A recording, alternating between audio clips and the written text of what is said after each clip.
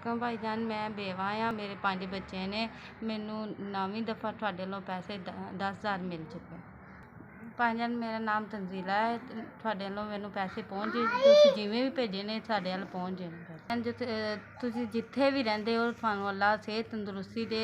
तुहाडे पैसे सानूं पहुँच गए ने। तुहाडे बच्चों नूं सेहत तंदुरुस्ती दे, माँ प्यो नूं ज़्यादा ज़्यादा सेहत दे और ज़्यादा कामयाबी दे। तुहाडी भाईजान तुहाडे पैसे आंदे ने ते मैं इन्हां दी तलीम ते खर्च करनी आ।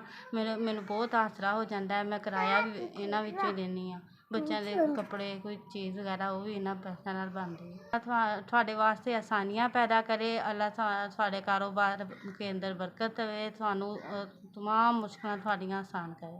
पाक तुहाडियां परेशानियां, मुसीबतां, बीमारियां अल्लाह पाक दूर करे। पाक तुहानूं इन्ना रिज़क दे तुसीं इंज ही गरीबां दी मदद करदे रहो।